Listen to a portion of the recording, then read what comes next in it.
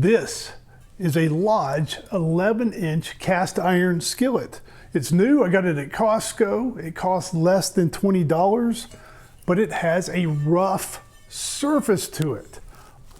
Online these days, I have seen people taking angle grinders, sanders, they're wearing respirators, and they are taking rough new Lodge skillets and sanding those things and grinding them until they are smooth. If they are doing this in hopes of getting a slick cooking surface that produces non-stick cooking results, I have a few questions here. The first is, are you crazy? Have you lost your minds? Why are you doing this? In this video, I'm going to show you that a brand new bumpy Lodge cast iron skillet can be completely non-stick if you cook correctly. So let's jump in and get started here. First up, the proverbial fried egg test. Stuck eggs drive people crazy. So what I'm doing with this Lodge is just making sure it's preheated properly. I'm moving it around on a gas burner, make sure it's heated evenly. And I'm using a thermometer, pan temperature thermometer here, infrared. And I've got this guy between 280 and 300.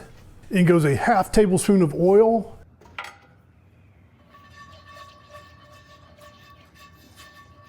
A good pat of butter.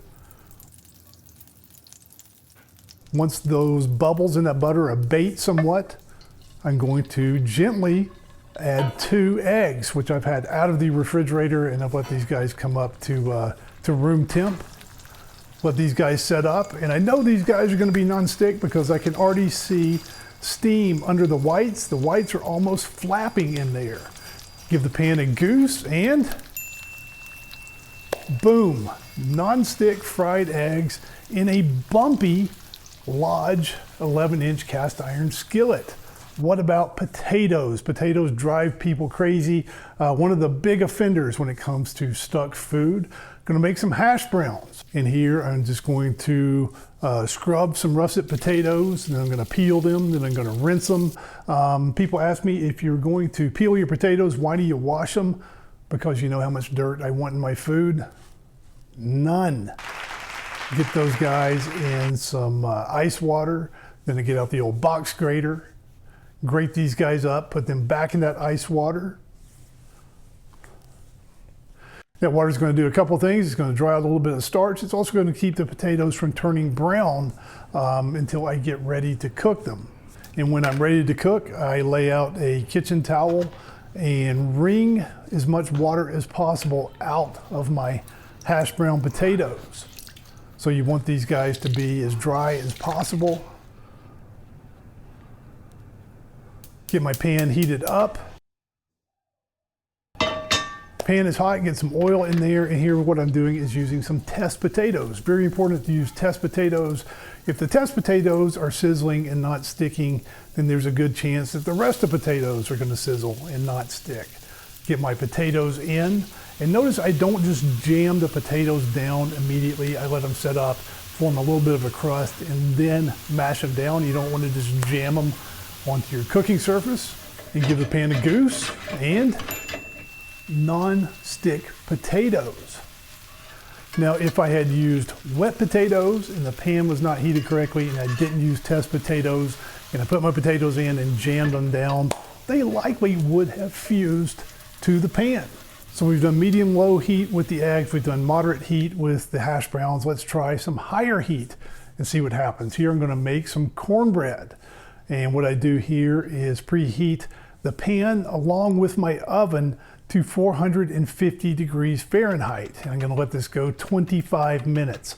So the pan is going to be screaming hot, and it's going to be thoroughly and evenly preheated. I mix up my cornbread batter in the meantime, and then when I'm ready to cook, I add 4 to 5 tablespoons of Crisco to the hot cast iron skillet. I make sure it is coated nicely and evenly, especially up the sides. Then back in the oven for another 2 minutes and make sure that oil is screaming hot. I take the pan out, I dump the oil in my batter, I give it a good stir. There's still a lot of hot grease in that cast iron skillet. I pour the batter in, and you hear that sizzle. That is that thermal mass, the heat in that cast iron forming a crust. Into that 450-degree oven for, usually takes 23, 24 minutes. I rotate the pan halfway at 12 or 13 minutes and then I check it. Let's get it out and see how we did. Boom, non-stick cornbread. So we've got non-stick eggs, non-stick potatoes, and non-stick cornbread in a new bumpy Lodge cast iron skillet. Is there any reason to take a belt sander or a grinder and put on a respirator and turn your garage into a Superfund site with metal dust and shavings everywhere in the hopes of getting a non-stick, slick cast iron skillet?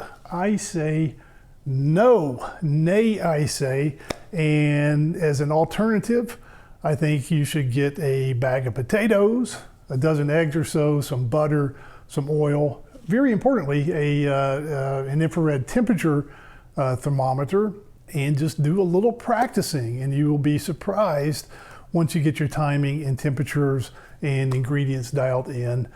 These Lodges, they are incredibly non-stick, even if they are bumpy right out of the box. They are as non-stick as your cooking skills are. At less than 20 bucks for this guy, I think one of the best values in all of cookware, and I give the Lodge cast iron a thumbs up.